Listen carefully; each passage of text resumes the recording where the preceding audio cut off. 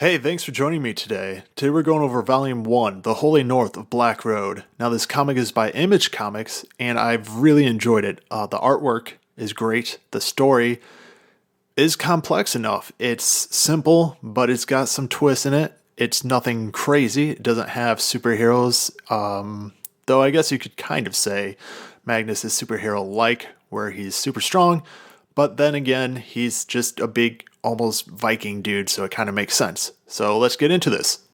This is Ixfold, currently going under conversion. Those who follow the old ways flee into the wilderness. What was once beautiful now feels like a war zone.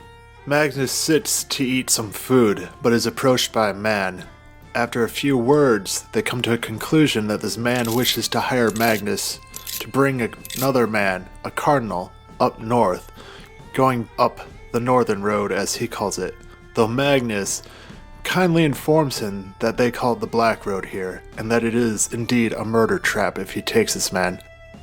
A bit later after this meeting, Magnus goes and finds Kidda, the blacksmith, to get his gear and some rations. The following morning, Magnus finds the cardinal, and the two set out on their journey up north. It's a path built of misery, sorrow, blood, and bile. Armies have died on the road, mothers have been butchered, children enslaved. Any manner of unspeakable crime you can imagine, its victims have been found strewn along the wayside, Magnus told the father. Good God, he replied. There are no angels here, father.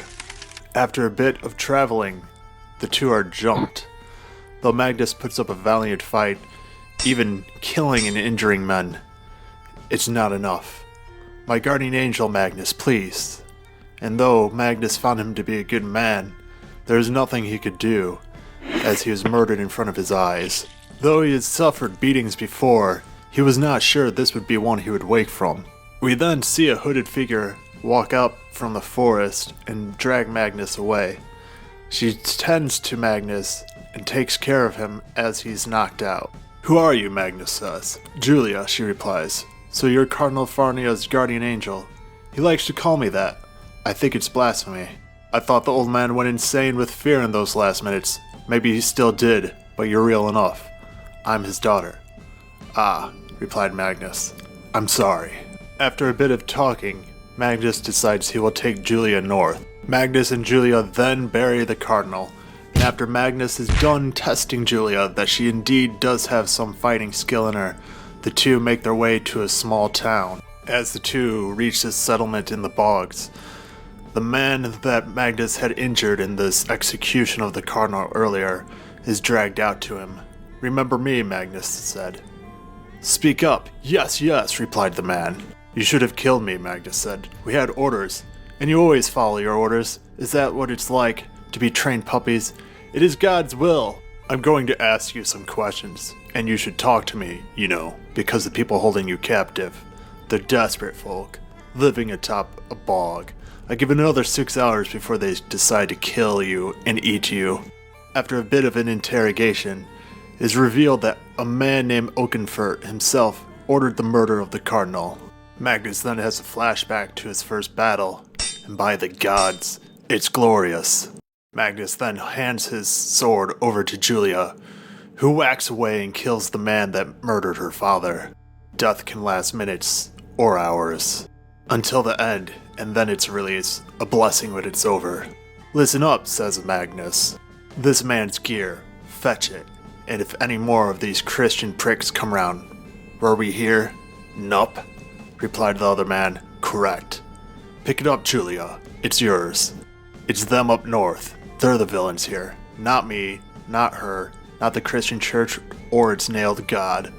As the two walk away, one of the villagers shout out to him. Cold comfort, Magnus, when with each passing year it's more and more of them. Bastard monks coming around.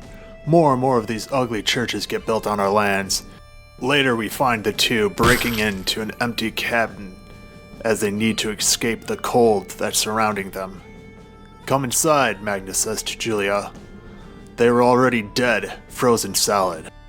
You want us to stay here, where these people died? It's a tomb. It's salvation. There's no food or fuel, but it'll keep us alive. It's empty, Julia says. They burn anything they had, save for the bed, clearly. Good thing cold kills lice. Lice, Julia says. No supper today. Nothing else to do but sleep, Magnus responds. As they sleep, Magnus thinks to himself, why send a cardinal from Rome to Norsk, some 5,000 miles? What's on the northern coast, Julia? It is here we see Bishop Oakenfort and how it was built. And then we meet the man himself, Bishop Oakenfort of Rome. Exile of Rome. When they wake, Julia catches herself a rabbit. Though Magnus is not happy that she wants to cook and eat it, as the smoke will reveal their location, Julia does not care, as she is too hungry to continue walking without something in her stomach. Two set out to find something to burn to cook this rabbit. While out, they are attacked by wolves.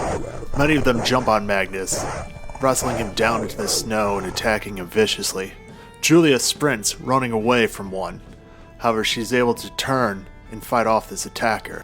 We then go to Rome, several years ago, where Julia was just a young child. She's outside, practicing with a bow. Little does she know, the cardinal is out watching her. She takes a shot and it spangs off a barrel.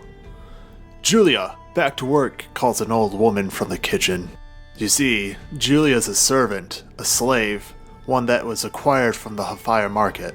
Julia, is it? The cardinal says as he walks us into the kitchen. Yes, Cardinal. I watched you earlier from my window. That bow. It's too big for you. It probably always will be. I want you to go see Oso, the big fellow who works in the armory. I'll warn him you're coming. Oso will show you the crossbow. We come back to now, and the two are crossing Lake Vangen. Magnus makes the pair of them snow boots so they won't tire out as quickly, as he believes they are being fouled. How are you feeling, Magnus says. The cold numbs the pain, Julia responds. That might not be a good thing. You have fractured ribs, Julia. If you stop feeling the pain at any point, we should stop and get warm. As the two begin to walk, Julia says to Magnus, tell me there's a nice warm inn on the northern side with hot broth and strawbreads. Sterlet. What's sterlet? Julia responds. A fish. They catch sterlet and ferment it. That's what we'll find on the northern side, a small fishing village where they do this. In the summer months, they'll pull thousands of the fish from the lake, salt and pack it in the ground until spring. As they continue making their way across the lake, Magnus notes to himself, on this lake they trade speed for exposure. That may be stupid, as they're leaving a perfect trail for someone to follow. He can practically feel breath on the back of his neck. They'll be lucky to make it across. They continue walking as Julia starts to sing a song. What was that? Magnus says. An old folk song. A Roman song. Not Roman. I wasn't born in Rome. I'm from a small town outside of Hafaya. It's a nice song. It's Hebrew. Where are you from? A hamlet along the edge of a lake. Much smaller than this one. It's called Brakstad. That way, maybe 5 days' ride. It used to be nice there. Brakstad was a village by a lake, and only the worst things can happen to a village by a lake. We go back to the pass of Magnus, where he's fighting in yet another great battle. Another great battle as it should be. But as you know, not all lords take defeat well. Magnus went home, only to have it attacked, set ablaze around him. Cowards, Magnus shouts out, coming out of the shadows and fight me. But none of them do. Instead, he gets an arrow full of fire into his back, forcing him to jump into the closest water he can find. When he comes out, he finds that the village is a total loss. They blame him for the battle being fouled back here. It was designed to punish him. And in this punishment, sadly Magnus lost his wife. It was during this flashback that he realized Kidda was there. Who? Julia says. Kidda. She was there. I'm not sure I knew that. Not sure I remembered that until now. The blacksmith is Kidda, Julia says. The Moorish woman I saw in town. Why? There she is. Julia then points back behind them, and out on the horizon, you can make out the faint dot of Kidda. Good eyes on that girl, Magnus thinks. She's on the ice, same as us. Same snow, same weather, same everything. We're wounded, she's not. If we don't let her get close, we'll be fine. Liar, Magnus thinks to himself. The next thing we know, we find ourselves in the village, footprints and blood strewn about. We find Magnus inside of a home, pulling arrows out of himself. Any thoughts of lending a hand? Or are you here to kill me as well? Are you going to live? Replied a voice. Probably. So that little wee girl got the jump on you, the famous Magnus the Black. Kida says as she enters the house. For whatever it's worth, I was coming to warn you about her. We then go back a short while ago, as Julia and Magnus are sprinting into this village. Now what? Julia says. We find the food storage buildings. The village is abandoned for the winter, but the fish are here, fermenting pots, cold storage, bait pools. Plenty of buildings if we keep our wits about us. We can resupply and hide, move house to house until nightfall. And this is a blacksmith coming after us. You never mess with a blacksmith, Magnus responds. We go back to a past, to a land called Francia, years ago, where we find Kida serving food. Yes, my lamb, exclaims a man. And me other lamb, isn't that right, my dear? Aren't you Dunbar, the Lord's bookman? Kida responds. The one and the same, the man responds as he begins to bring his fork to his mouth, only to have Kida attack and force the fork through his head. Hold on, Kida says. This was a contracted assassination. How about a little professional courtesy? You see, Francia is a busy port town, rough types coming and going, men of violence from all corners of the known world. Suffices to say, Francia has seen its share of bar fight, and now it's seen Kida the blacksmith. Julia, wake up. We've got to get going, Magnus says. Julia then turns around and strikes Magnus with an arrow. He lets out a roar as she continues to shoot him with more and more arrows until running off. At nightfall, Magnus begins to wake up. Hey, Kida says. Whoa, replies Magnus. I cleaned you up, made you this broth. I just want you to be aware. That's more than I've done for any man in my life, so you better appreciate it. Where is she? Magnus responds. That's the thing. After I plugged your leaks, I went out and picked up her trail in the snow easy enough. Wee little tracks heading north. A false trail? Give me some credit, Kida responds. There were some amateur misdirections and double acts. I saw through all that. The true path led north. I had tracked her for a solid hour. Then the trail ended, like she sprouted wings and took flight. That snowfield was half a mile in all directions and there wasn't a single footprint to be seen. Wingze, Farnia's guardian angel. I don't believe that any more than you do. She's a child picked and trained by the church. All this time I thought I was keeping her safe, nursing her along. This'll do wonders for my reputation, Magnus responds.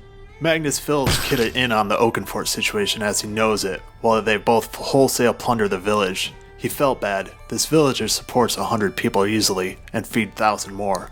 All the more reason to take this Oakenfort down and return here to make restitution. The two then set out north. Magnus thinks to himself, Magnus the Black, that's me. Neither pagan nor Christian, not to be trusted by anyone. I walk the line between shoes and sides. I'm desperate to see my wife again, but I won't piss away this life. I'll spend whatever time I have easing this conversion. Oh, I'll take my cut of the proceeds, you can be sure of that. But if this Oakenfort is what he seems, and if this Julia was playing me for a fool all along, I'm on a vengeance mission now. We then see, stepping out of a house in the village, Julia, beginning to follow the tracks that Kida and Magnus leave behind them. And that's how we end our story to Volume 1, The Holy North of Black Road.